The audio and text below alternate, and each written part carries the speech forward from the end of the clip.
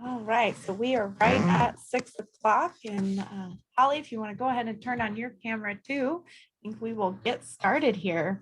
Got a lot of people joining us tonight. I think a lot more will keep coming in. So thank you all so much for being with us and for your interest in hearing about our killer whale health research update.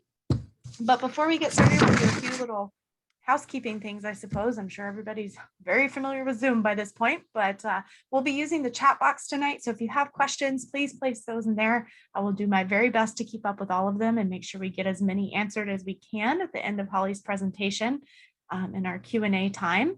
We're also going to be having some trivia questions for you guys at the end, where you can win some incredibly fabulous Patagonia gear that they have been so kind to sponsor this talk and donate wonderful prizes. So make sure you're paying close attention. Holly has picked some questions from things she's going to be talking about tonight. So make sure you're really keying into those interesting tidbits she's sharing with us.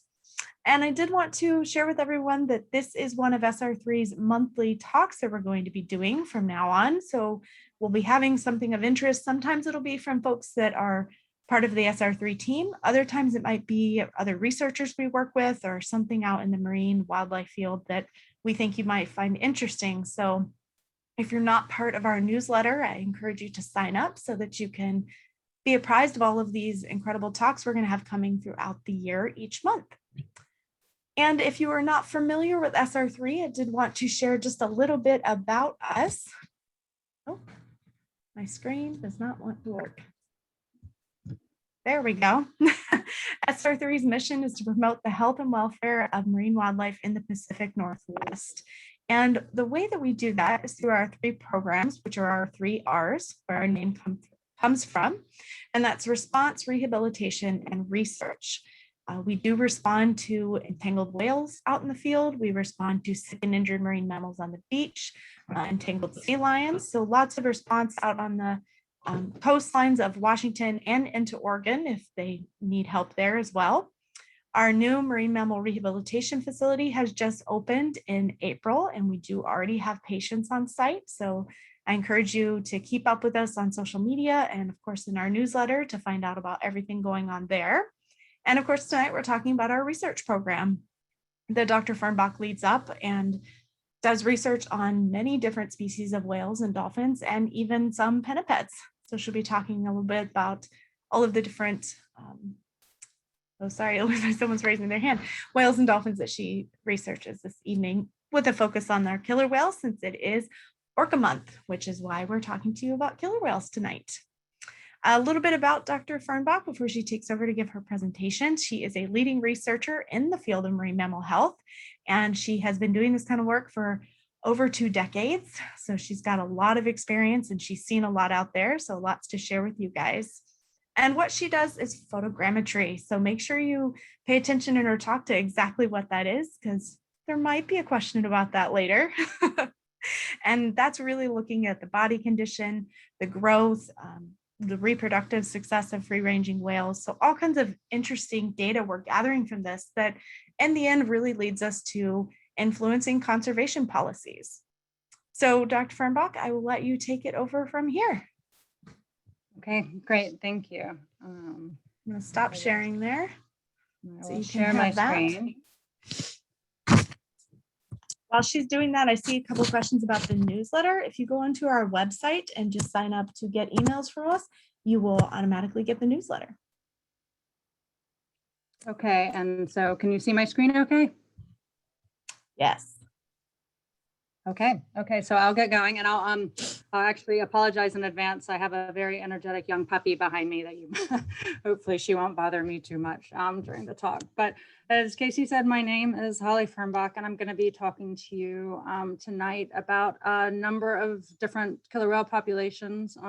We study the health using what, as she mentioned, aerial photogrammetry and some other techniques, and so I'll be stepping you through those. Oops, hold on. There we go. Okay, and I'll start off by saying this is a team effort. This photo was taken off of San Juan Island. You can see there in the background. It's a photo of me. Beside me, it's my husband and my research partner, John Durbin. And you can see John is holding Maximus the Octocopter, and I'll tell you a lot more about this, but the drones, mostly the Octocopter, it's the primary tool that we use to study killer whales. And where are we? This area shows you we actually live on Stewart Island and the San Juan Islands. And we're coming up on 2 years now that we relocated from Southern California.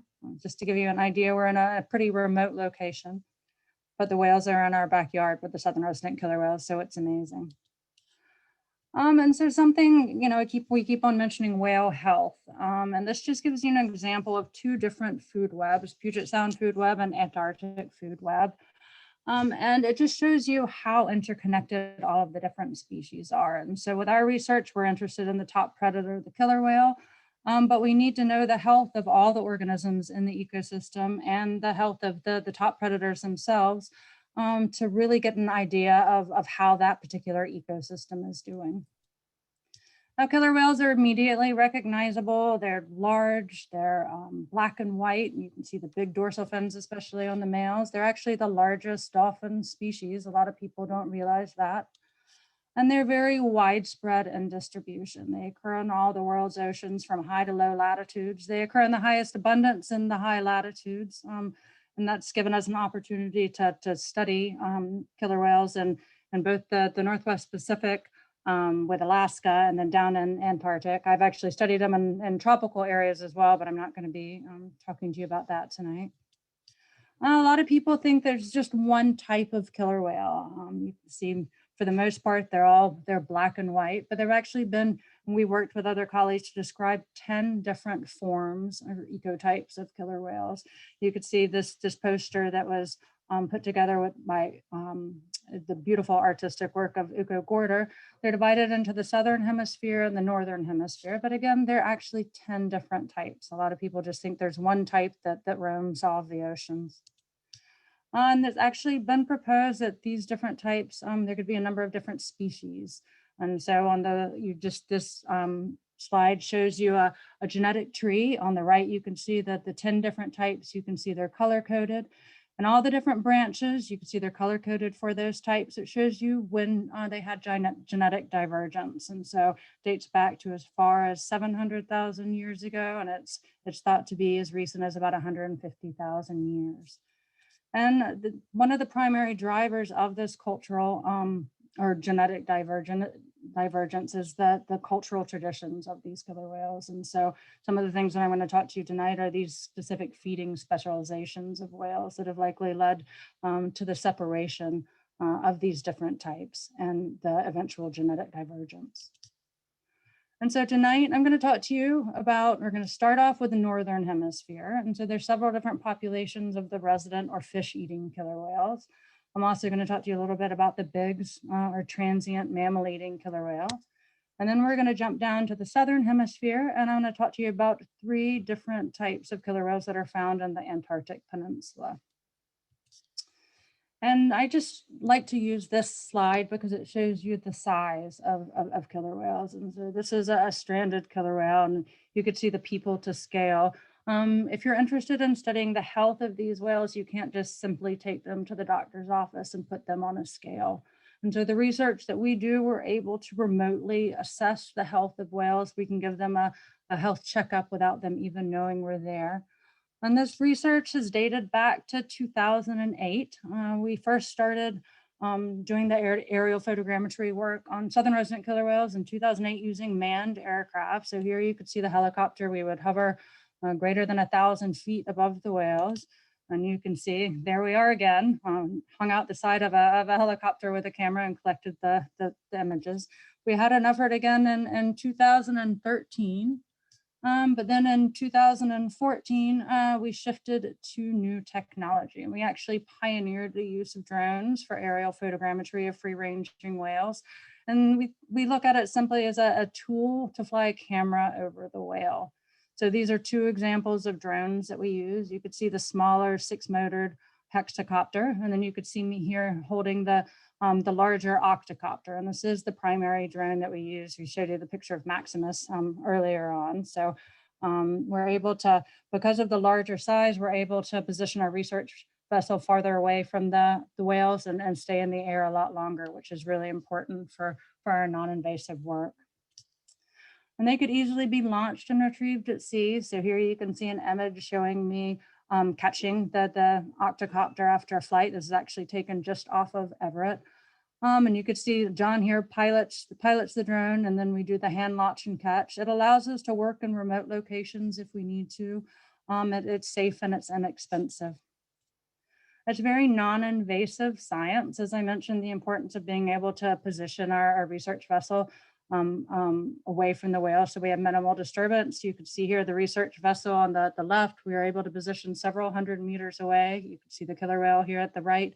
And then I've drawn the arrow to show you how high we are above the whales. And this is actually the hexacopter, but we're positioned at least 100 feet above the whales. Extremely non-invasive science again. We'd like to, as I said earlier, it's a health checkup without them even knowing we're there.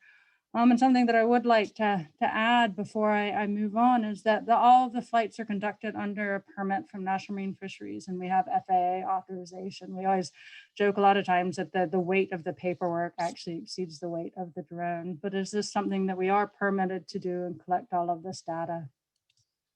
I want to show a quick little video here on some of our research ops. This was taken a number of years ago. This is on board the Vancouver Aquarium vessel Scanna, with John and I shown here with a hexacopter.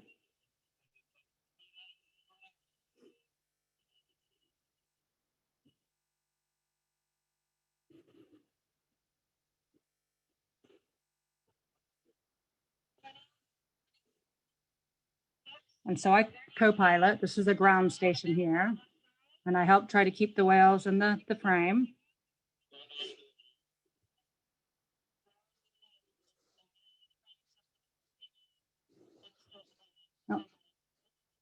And we collect images at 1 second intervals.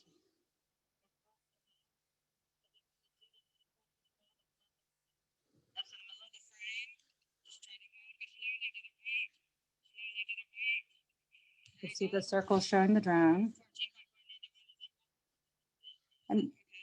And we collect amazing images like this. And we were really, truly blown away the first time we had flights and we came back and we downloaded everything and looked at the images, because it's just a really unique perspective. You can see so much from the air that you can't ever see from the boat. And you've heard us say photogrammetry a number of different times, and it's very simply the science of making measurements from photographs. So the photo you see here, this is exactly what we want to collect: really nice clear water, a really flat whale. You can see all the edges of the whale. This just gives you a couple of different examples of the kind of measurements we collect. You have body length. We also have these condition profiles, but we collect dozens of measurements from a perfect image like this. And because we have a known altitude, sensor width, and focal length, we can have very precise measurements of length, so within a centimeter. And the measurements are used to monitor growth, nutritional, and reproductive status. So again, some measurements, and I'll step through all of this, are more important to answer certain questions about the health and condition of whales. But again, I'll give you examples of all of this. But one of the first things that we needed to identify when we first started our research is, could we identify individuals? And if we could identify individuals, in certain studies, we'd be able to link those individuals to known age and sex. And so from the air, you could see, and killer whales help us out by having really distinctive saddles. So you have the pigmentation and the scarring. So you could see the aerial images. We're able to link them to these boat-based images. And thanks to the work of colleagues like the Center for Whale Research, so for this example, it's the southern resident killer whales, we're able to link all of our measurements to distinct individuals. So we can link the measurements to whales of known age and sex, which is really important for monitoring individuals over time and understanding why and how they change. And so I'm going to start off, as I mentioned, talking about Northern Hemisphere whales, and more specifically fish specialists or resident type killer whales. So here you can see an example of a southern resident with a big Chinook salmon in its mouth. And then I'm going to talk to you about a number of different comparative studies, but the southern residents, which typically occur towards the southern end of Vancouver Island and around the San Juan Island and Salish Sea. And those are shown by the yellow star. The blue star shows you the northern resident killer whale population. They occur farther north, typically at the northern end of Vancouver and Island and up into the Southeast Alaska. And then finally, a new study that we actually just got back from at the beginning of June up on Alaska resident killer whales, so in the northern Gulf of Alaska. And it's really important to have comparative studies, especially with whales that have sympatric distribution or occur adjacent to one another, because they're exposed to different impacts. They have different threats, and they also have access to different prey population and abundance. And so I'm going to start, and again, this is our focal population. This is what we spend most of our time doing. It's our longest study. We're now in the 14th year of our southern resident killer whale aerial photogrammetry and health assessment work. Southern resident killer whales, they are an endangered population. There are currently 75 individuals, including one new calf that was added to the population in this year in 2021. And 3 key threats have been identified to the population, contaminants in both the food and the water, both physical and acoustic disturbance from vessels, and declines in their prey abundance. And the primary prey for southern resident killer whales, it's Chinook salmon, not just any kind of Chinook salmon. They like really big Chinook salmon. Here you can see a juvenile from El Pod chasing a Chinook. But unfortunately, there's a long history of concern and problems with the southern resident killer whales not getting enough food. So you can see an article that dates back to 2008. Are the orcas starving? Following this publication, or following this article, one of our colleagues published his research on, and is actually with northern and southern resident killer whales, but linking mortality to Chinook salmon abundance. So you had increased mortality linked to declines in Chinook abundance. So you could see that decline right in the 1990s, and then you saw that increase in the southern resident killer whale mortality. And unfortunately, we're still dealing with this. We're still dealing with declines in southern resident killer whale numbers. We're seeing declines in the salmon stocks that they rely on. And so it's a problem that hasn't gone away. We actually started our aerial photogrammetry work in 2008 to address the concerns and to identify whether the whales were getting enough food, so to evaluate the body condition. So that was the driver of all of our health research. And one of the first things that we did after we could determine that we could identify individuals and known age and sex, we were interested in estimating the size of the individuals and see how big they got, see if they were growing as they should. And so this figure shows you total length along the left and then age across the bottom.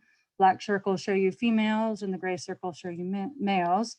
And we were able to look at trends in growth and identify that the females, that the growth slowed down at about age 15 and the males a little bit later at age 18. But one thing that we identified was that the younger females, after they stopped growing, they weren't getting as big as the older females. And so during that period, I just showed you with the declines in that Chinook abundance in the 1990s, it impacted their growth. And so they had stunted growth, likely as a result of nutritional stress during those really important growth years. And so next, we really wanted to look into the body condition.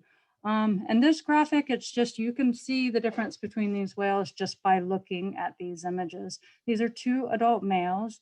And the image on the left, you can see how thin the whale is. So if you look at that body profile, you can see it's just skin and bones. You can see how pronounced those big pectoral flippers are.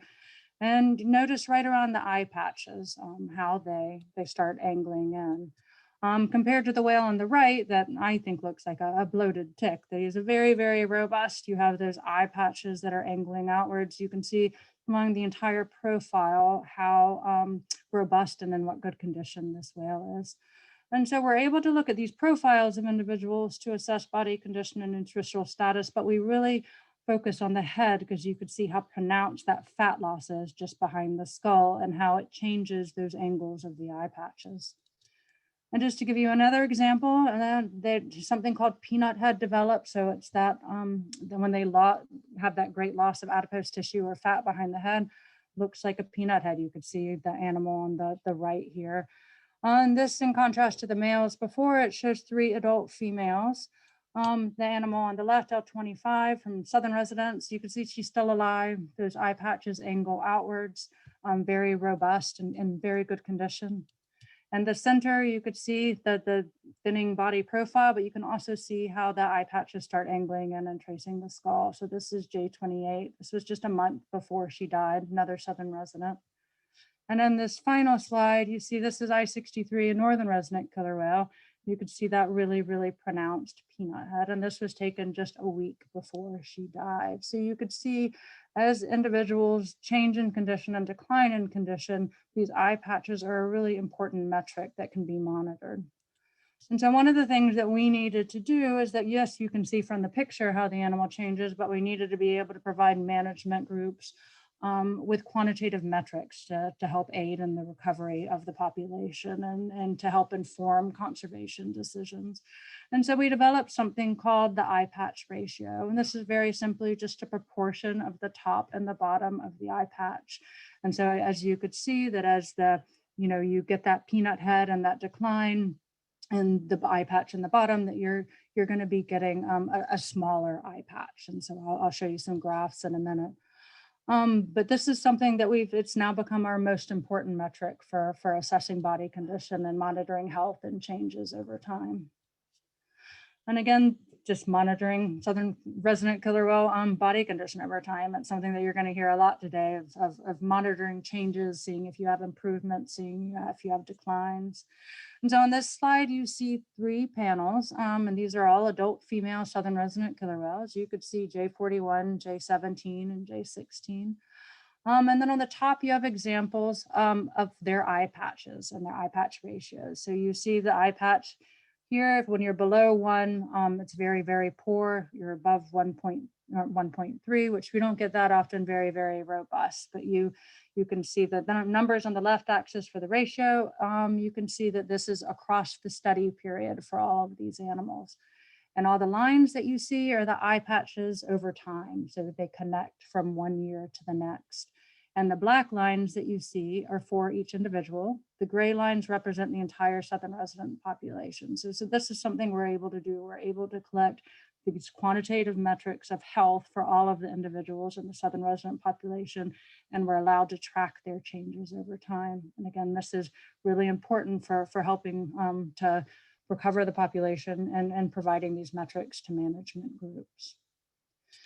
And just for one specific example, J17, that she was in the center of the previous frame, but you could see that over time, and this gives you the eye patch ratio on the left and then age across the bottom. And you could see here they're divided into different categories like calf and juvenile, subadult, senescent female. So we can classify again on age and on gender, and we could see how the eye patches vary. But I wanted to highlight here J17, and you could see she's highlighted with the black circles on the figure on the top. You could see she had this continual decline. And I can actually go back to this.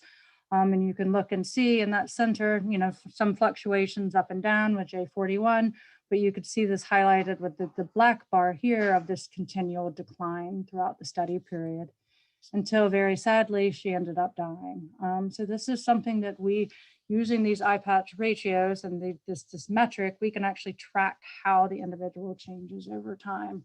The bottom panel, it shows you the sequence between 2015 up until the time that she died. You could see that EPR, or that eye patch ratio. You could see how it declines over time. But we also, and working with a postdoctoral fellow that's based down in San Diego with Southwest Fisheries Science Center and NOAA, been working to develop a process where we can actually place individuals into body condition categories. So body condition 5 is the highest, and it can decline as low as body condition 1, which in some really actually exciting work that's about to be published, it's in the press right now, we've been able to link survival and body condition. And so it's something that, don't want to give too much away from the manuscript that's coming out, but it's something that we've been striving to do for a very long time. So we can document that after individuals hit that body class condition 1, they have an increased likelihood of dying. And with working with Josh Stewart, we've also been able to link body condition to prey. And so this is, again, something that's really important, especially in dealing with management of their primary prey, Chinook. And we have so many declines in certain salmon runs, some that are listed as endangered themselves. So it's been really important to be able to link our entire body condition time series to specific salmon runs, which has been really exciting. Again, this is coming out in an upcoming manuscript.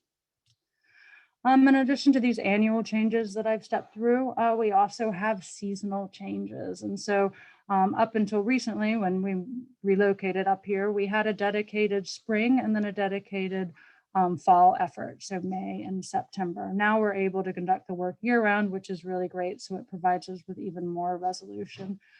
This just shows you 3 different panels of the same individual, J36.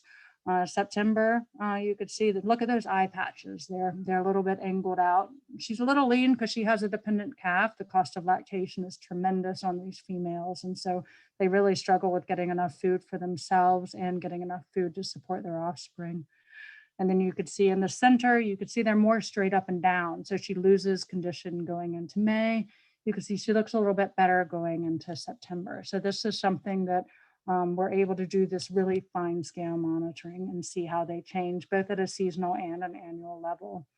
Again, this slide shows you eye patch ratio on the left, and this is for the J16s. And so this is for southern resident killer whale matriline. The blue dots show you all of the J16s, and then the red highlights J36, which is the whale that I just showed you. So again, you could see how she declines from condition from September and May, and then she improves and she declines. So this is the kind of resolution we're able to provide. Again, really important for working with management on potential adaptive management fishery changes.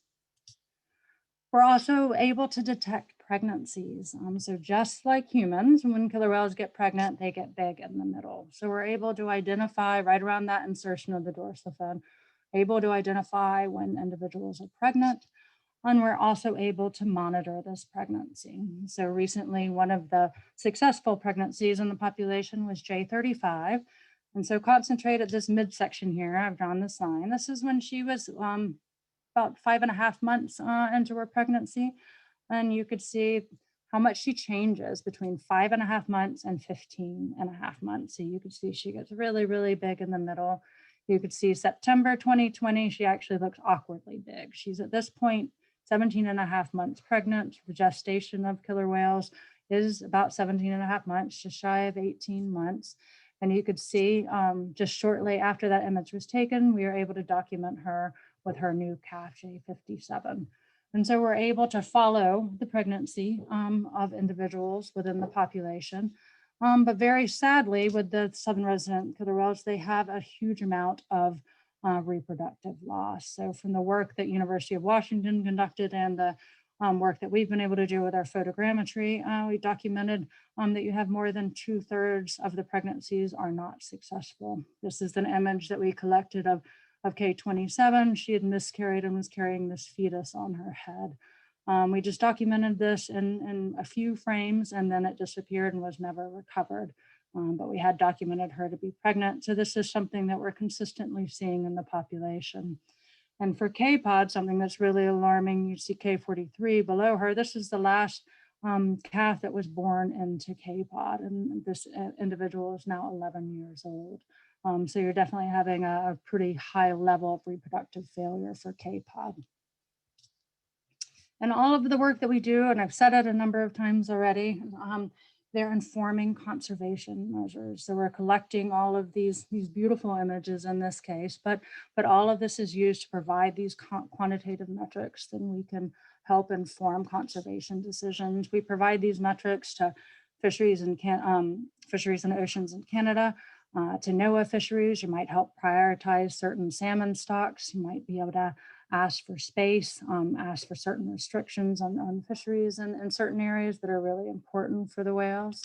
We're also able to identify whales of concern, or whales that we consider to be vulnerable. So those declines in condition that I mentioned and that we're able to document, that's really important to identify when whales are in poor concern.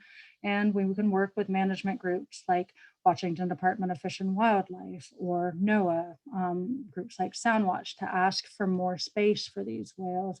When individuals are identified as pregnant, they're considered to be vulnerable. So all of this is an early warning system, hopefully before these whales die. Again, it's something we're readily talking about as adaptive management decisions and how we can help inform these decisions.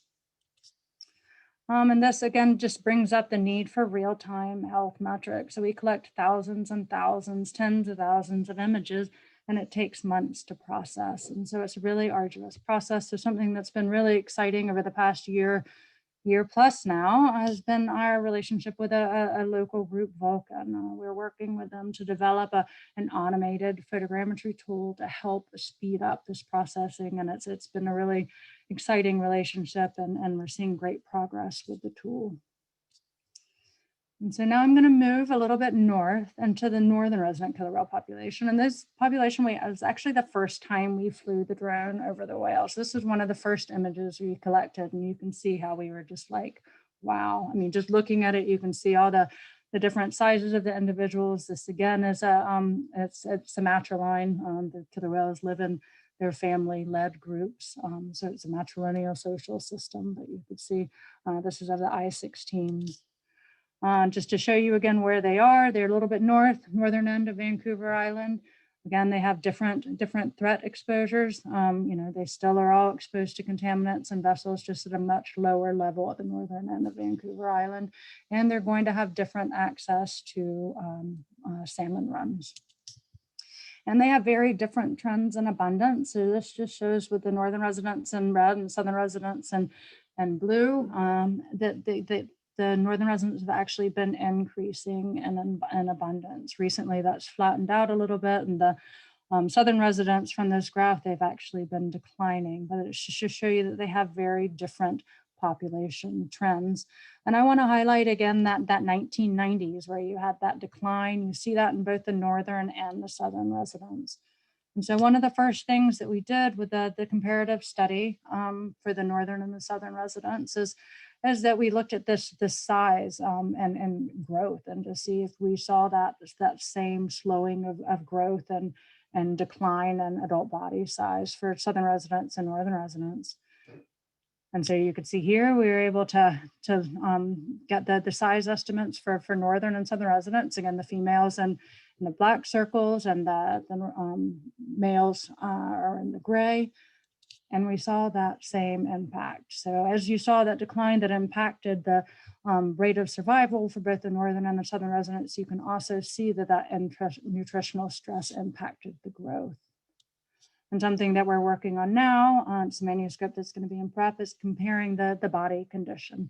And again, this is a study that was in collaboration with Vancouver Aquarium and Coastal Ocean Research Institute, Oceanwise. And so it's something that we're working with them to get this published. You can see this is broken down with northern residents in red and southern residents in black. Just shows those eye patch ratios again. And we were expecting for northern residents when we started the study, because of that different trend and trajectory and increasing abundance, to be much healthier. But you could see that there's quite a bit of overlap here. So it was a surprising result for the population. And as I mentioned, we just had an exciting new start to work up in Alaska. This is with North Gulf Oceanic Society. And this was actually, I hadn't been up to Alaska in more than 11 years. It was a big part of my PhD studies for monitoring of the populations. But we started this aerial photogrammetry study. And just to show you that map again, you could see it's the North Gulf of Alaska. We had really successful start to the project. Had some amazing whales and really beautiful weather. You could see with this glassy calm water here. And so we're going to we have another effort in August, and going to keep going with it. So it's going to be another long-term project. You can see we're estimating some of the things with the TLs for the total length, the breadth, or those breadth profile measurements. You can see the eye patch ratio. So it's something we're interested in comparing, again, a population that has different exposure levels to threats, and has different access to prey abundance. And one thing that I didn't show a graph of this with the Alaska resident population, they've been increasing at an even higher rate than those northern residents. And from what we saw just from our initial exposure to the whales, you have a number of very, very healthy whales. And one of the pods had actually just had 4 new calves in this year. So it's going to be a very interesting comparison. So now I'm going to step into another study, and it's another sympatric population, but they don't eat fish. They eat marine mammals, a variety of marine mammals. Here you could see transient or Bigg's killer whale flossing with a harbor seal there. Here's one of our aerial images. You can see carrying around a harbor seal. So they primarily prey on harbor seals, but they also feed on other porpoises, harbor porpoises, Dawes porpoises, and other large whales, primarily calves. And so we had a master's student that finished her thesis, and she's working on a manuscript we hope to get submitted soon. And it was comparing the Biggs and southern residents, both with size estimates and body condition. And Biggs, similar to southern residents and some of the other populations, they have a really high, probably higher level of exposure to vessels, both acoustic and physical disturbance. They have even higher loads of contaminants compared to southern resident killer whales. But the big difference is they have a lot more food. So you're actually seeing increased prey populations with these harbor seals. And so as expected, we found them to be more robust and to get to larger body sizes than the southern residents. So this was a really important finding. We're hoping to get that manuscript submitted soon. But this study used data that was collected opportunistically dating back to 2014. So it went all the way through 2020. So it's exciting to get all of this analysis finished, and we're going to be continuing to monitoring into the future. Now I'm going to jump down into Antarctica, so into that southern hemisphere. And the 3 different types of killer whales that I'm going to focus on occur around the Antarctic Peninsula. So here you just see some B2 killer whales surfacing in front of the ice. And one of the main drivers of the research that we've done down here, and I was lucky enough to join in 2013, but I joined Bob Pittman, who'd been going down there since the early 2000s, and John Durbin, who I think started about 2008, 2009. So I was able to join that study of population monitoring. But what we're really interested in doing is understanding the impacts of rapid warming in this region. This shows the Antarctic Peninsula, and the kind of white to red that you see. This shows the increase at the rate of the surface temperatures. And so you could see on the left here, going up to the peninsula that you see towards the top, it's an area of really rapid warming, one of the most rapidly warming regions on the planet. And we're really interested in understanding how this warming is impacting populations. And for our research, top predators like killer whales, and we also do a lot of work on top consumers like humpback whales. Now, the 3 different types I'm going to talk to you about is going to be type A's. I'm going to start off with, and they're very similar in appearance to the killer whales that you see in other parts of the world, this black and white. They primarily prey on on minke whales. You can see them chasing one here. And you could see this aerial picture drawn here. This is a type A taking down a minke whale calf in the peninsula. And they also feed on elephant seals. And a lot of times we'd see them swimming around with chunks in their mouth when we weren't really sure what it was. Hopefully we'd be able to get a sample from it and get some genetic work. But one of the first flights that we did over type A killer whales, similar to what we've seen with the Bigg's killer whales and harbor seals, you could see them swimming around with elephant seal in their mouth. So it really has provided a lot of information on what they're carrying around under the water that you can't see from the surface. And so for the type A's, they're primarily an open water form, and for their prey abundance, both the elephant seals and the minke whales have been increasing in abundance. And now you have this type B1, this pack ice killer whale. And if any of you saw Frozen Planet, you're familiar with these pictures. They're taken by John. The B1 pack ice killer whales, they like to feed on seals on ice flows, primarily on Weddell seals. So you can see here's one checking out the seal on the flow. And they work in their family groups to create these really amazing waves. So you can see they all get together, they work in coordination. You can see it's a very concerned, what else is on the flow there. You can see them working together. They create this perfect peak, and then they wash the seal off the ice. And so they have amazing footage of this in the frozen planet, but just to show you for this prey specialization of the type B1s, that they like the seals on this ice, and it's definitely something that's being impacted with this rapid warming. So especially in the northern part of the Antarctic Peninsula, you're seeing a dramatic loss of ice due to the warming. And then finally, the type B2 killer whales. Now, both the type B1s and the type B2s, instead of that typical black and white, they're more of gray, black and white. And so they look very different. They have really large eye patches. They're really quite remarkable looking, very different than killer whales and other types of the world. They occur in really large groups. So you can see this is actually probably multiple matrilines together, but they get in these really large social groups. We're able to capture this and notice all that the females with the little ones underneath there. You might notice some of the yellow pigmentation on these whales, and this is actually diatom accumulation. The more time they spend in these frigid Antarctic waters, they aren't sending that blood to their skin, so they have this increased yellow appearance and diatom accumulation that can dramatically impact their health, especially if they decline in condition, which I'll get to a little bit later. And they like to feed on penguins. And so if any of you have been to Antarctica, you've probably seen them chasing penguins around at the surface.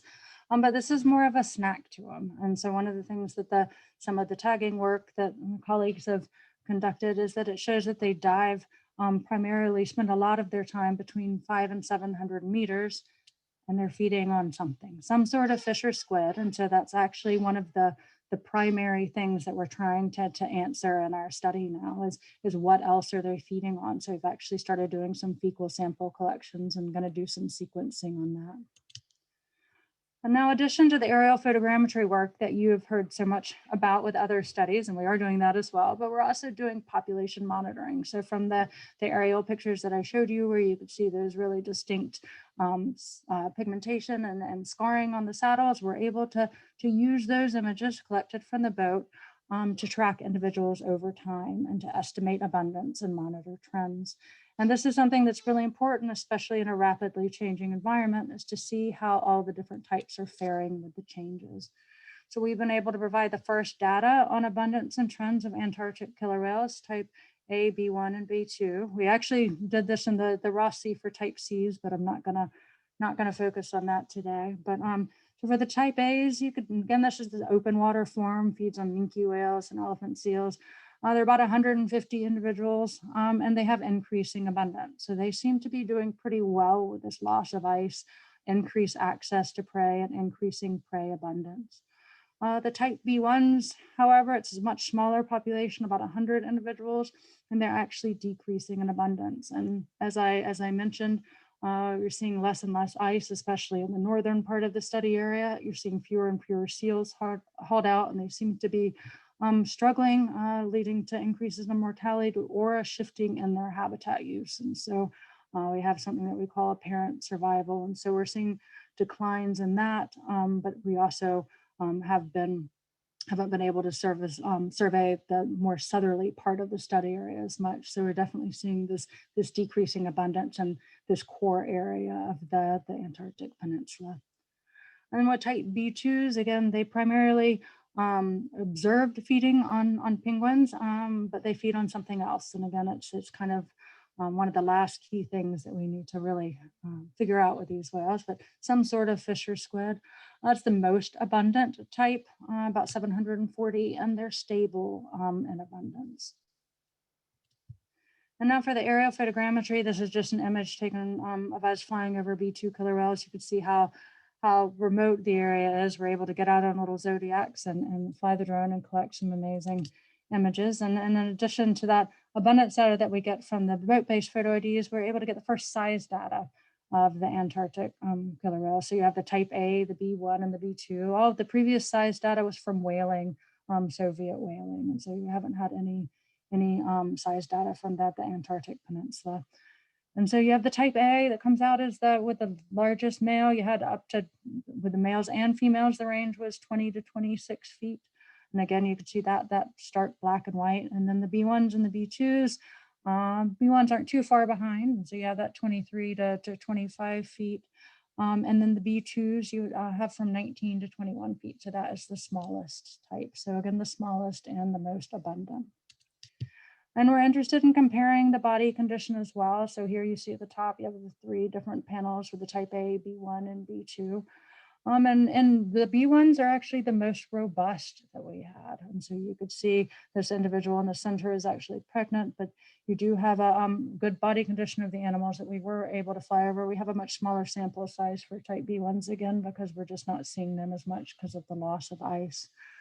And so then on the bottom panel, it shows you just a couple of different examples of the body condition. I want you to note on the right side, these are all B2 killer whales, that you have female with dependent offspring. So similar to what we're seeing in a number of other populations, especially with southern resident killer whales, we're finding some of these females really struggling. You can see the pronounced peanut head and the really stark yellow coloration of this animal due to increased diatom loads. So we are seeing these impacts both, in the northern and the southern hemisphere. And so again, we're just evaluating the impacts of this rapid warming and subsequent ice loss. I'm very interested in how the animals are doing over time, both in this abundance, this body condition. So we have a number of manuscripts you see in press and in review right now that we hope to get out within the next couple of months that are going to be providing the first data on abundance, the first data on body size. And the body size is really important, and the first on the body condition. And body size is really important, and abundance is really important because this allows us to assess the predation impact of all these different types. So again, they're abundant top predators. They have to eat a lot.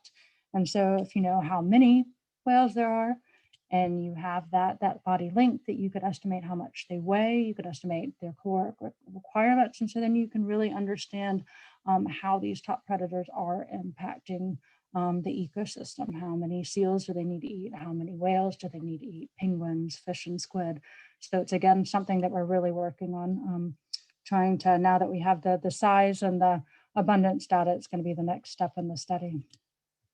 And again, this is to all, this all goes to informing conservation measures. So in a rapidly warming ecosystem like the Antarctic Peninsula, there's a high level of need for protection. And so these 2 maps here, they show you, took them from the Pew Charitable Trust.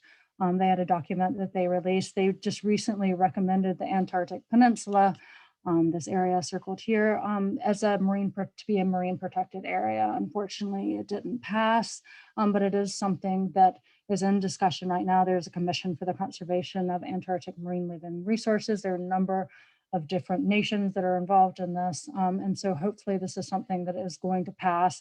It did pass in the Ross Sea. That's shown by that lighter blue color. It's one of the larger marine protected areas. So this is to protect it from fishery activity, from vessel traffic. And so it's something that's really, really important, especially in an area of such rapid warming and change. And I mentioned before at the start, is a team effort between John and myself, but we have a number of different collaborators. So you could see whether it's people that are in the field, people that actually started projects, analysts. It's a number of different folks that none of this would be possible without all of them. And we have an incredible list of funding support. So again, it comes from grants from a number of different groups. It comes from private grants, private donations, support from government agencies. So it's something that, again, we rely on each year for all of these different projects. Okay, so I'm going to end there, killer whale overload, but thank you all for joining. And I think I will hand it over to Casey. Thanks, Holly. Really appreciate that. It's definitely a lot of information about many different populations of killer whales. We have some fantastic questions, more than we will be able to make it all to, but I do want to go through some of them. One of the first questions we got was actually, why are they called whales if they're dolphins?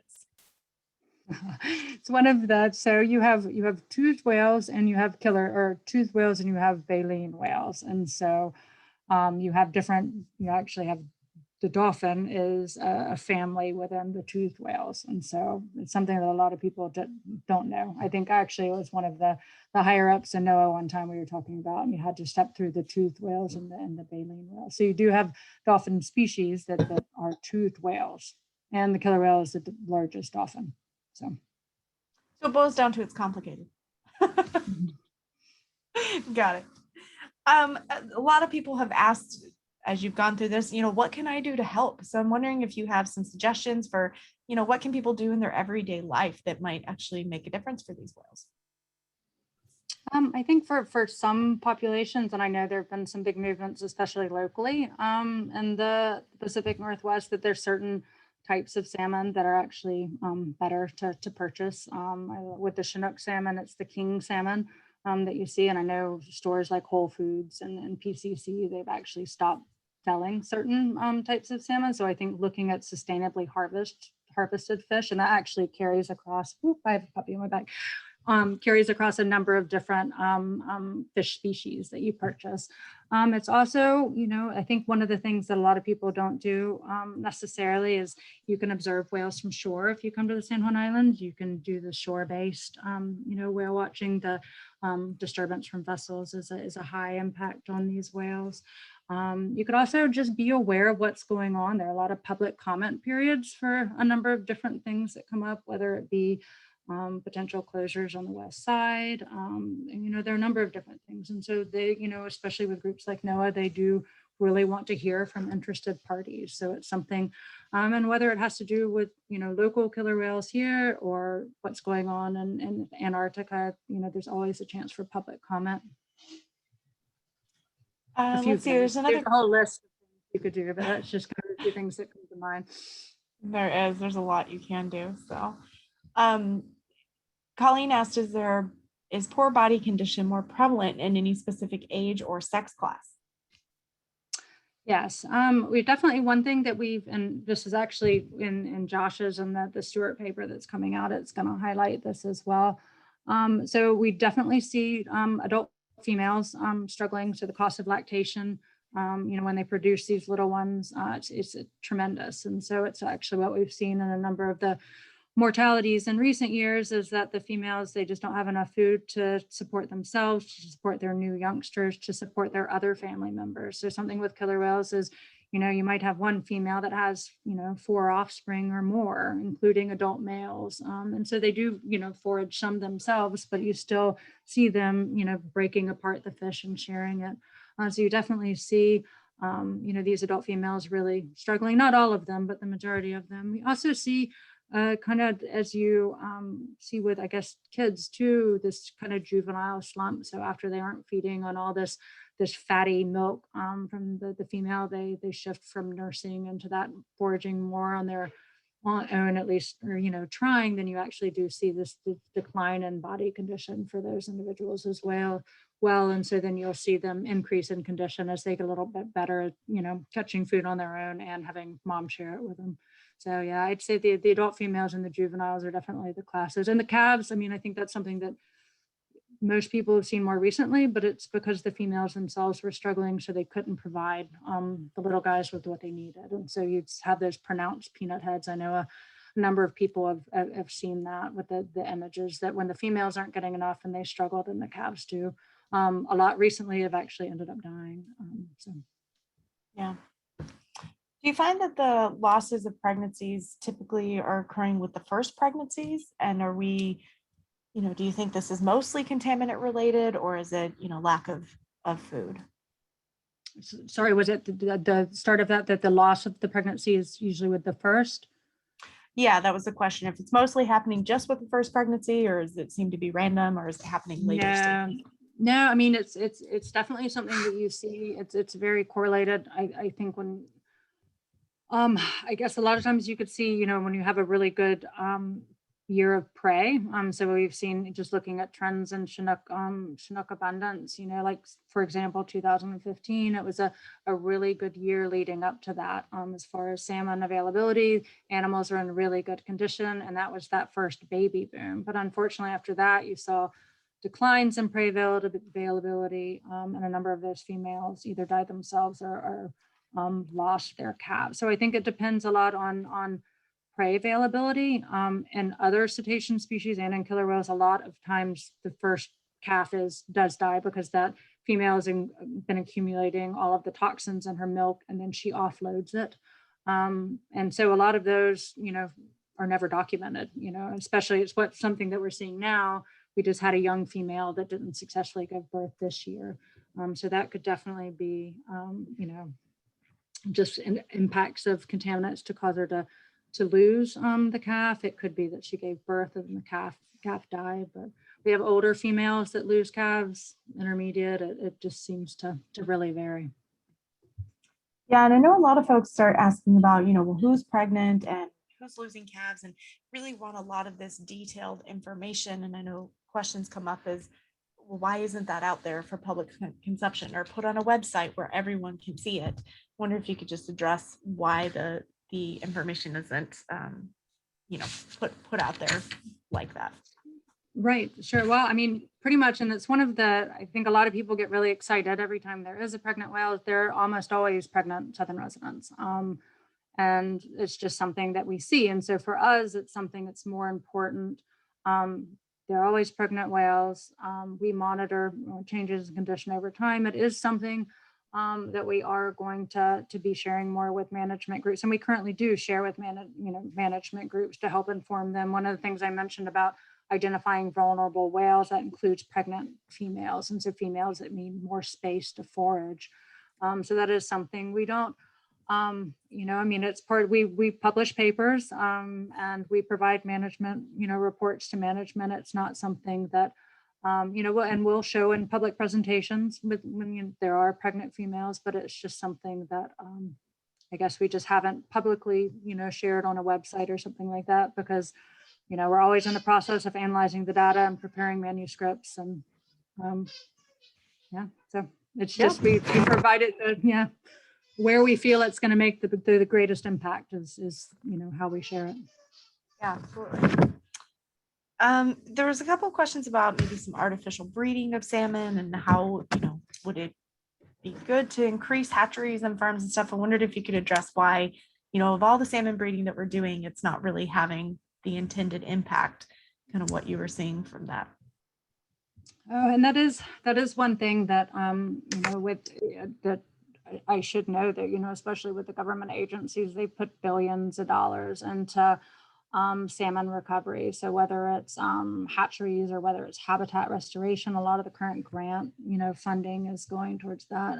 I think one of the key things is that with the impacts that you see with climate change and the Antarctic environment, you're also seeing the impacts of climate change and warming waters on salmon survival in this area. And so, a lot of money is going into increasing a lot of these, with the hatchery fishes, but you're still seeing this tremendous amount of mortality at sea of these salmon. I think one of the things there, and I'm not a salmon expert at all, but one of the things that you're seeing, like with the recent hatchery that released all of the fish, you're seeing you could have disease spread, you could have competition between the different types. You can have types that aren't supposed to be out there out competing the native types of salmon. So there are ups and downs. The hatchery fish, I know, you do have whales eating hatchery fish, but there are upsides and downsides to that. But there are billions and billions of dollars going in, but you haven't seen a dramatic improvement. I mean, you've actually seen continued declines in a lot of these stocks. So. Yeah, absolutely.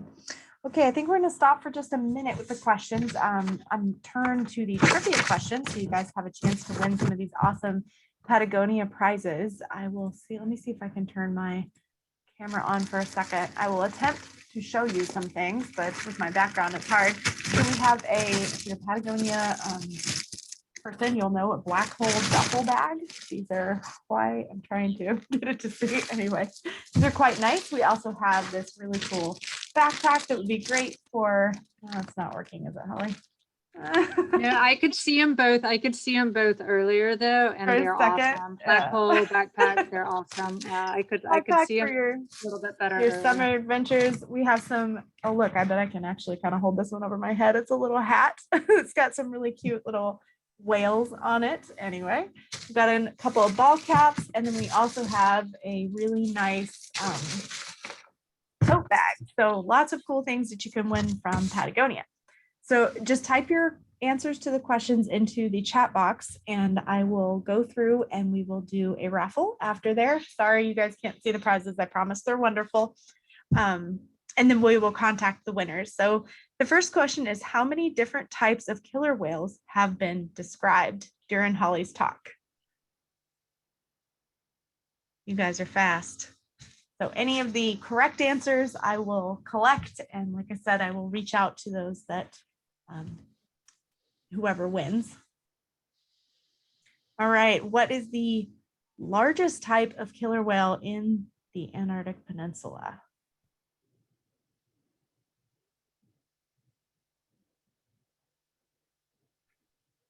I see the chat thing lighting up. I know, yeah, the chat High thing's level going crazy. response. All right, and what is the smallest type of killer whale in the Antarctic Peninsula?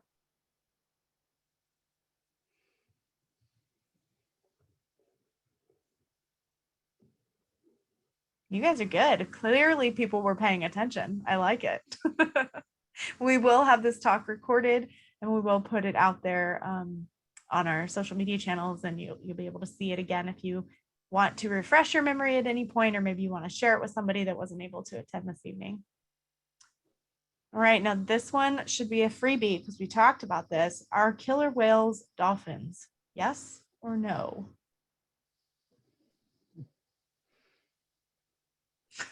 Absolutely, I like that one.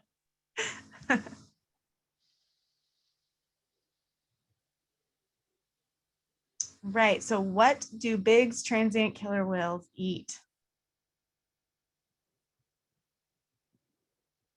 Colleen, I saw your answer. It's complicated. This is not a dating website.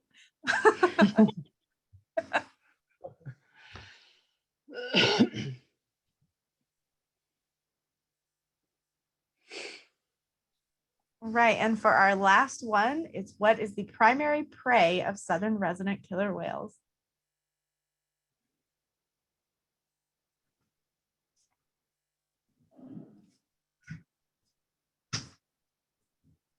All right, I'll let you guys keep typing in the questions that show us the puppy, someone says. We'll go back to a couple more questions. And Holly, you're willing to hang in there for a few more minutes with us?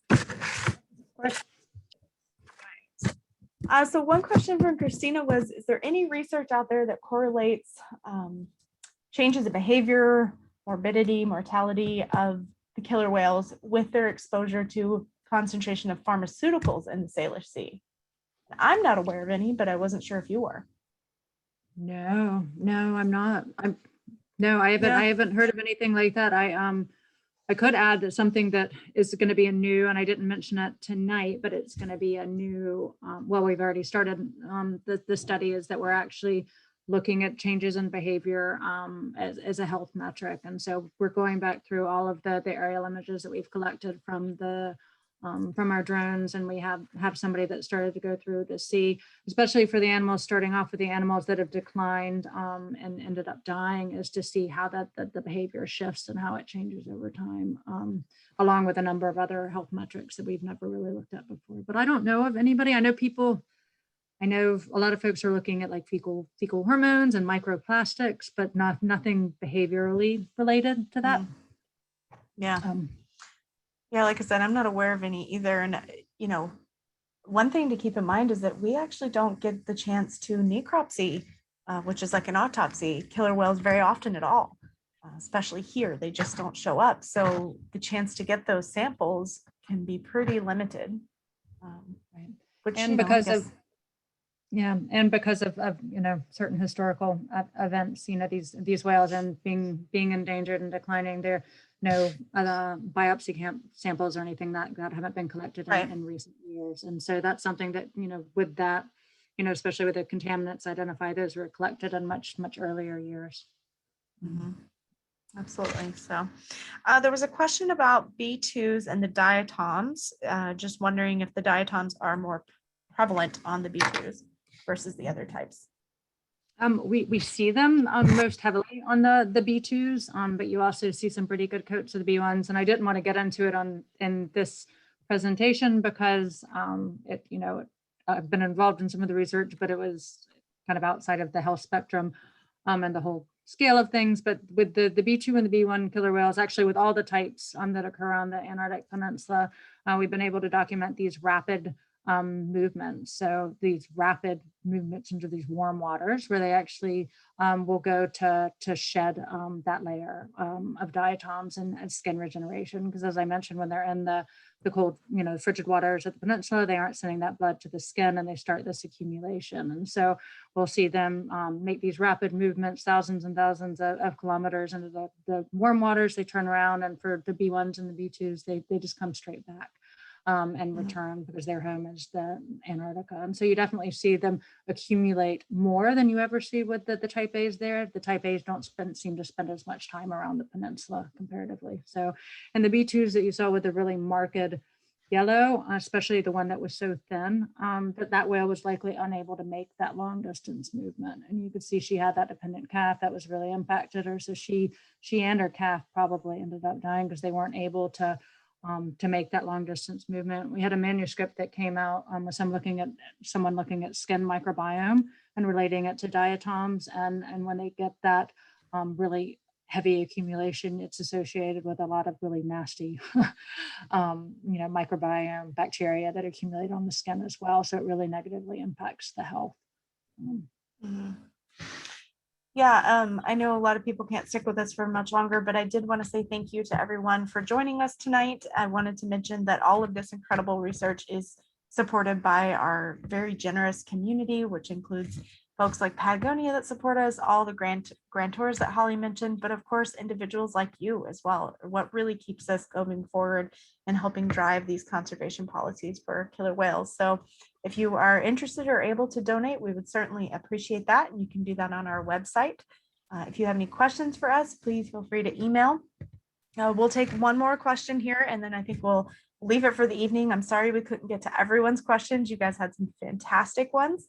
Certainly happy to connect with you afterwards. But one last question that came through in regards to the B1s and B2s is, why are the B1s more black, whereas the B2s are kind of that grayish color, but yet they live in the same area?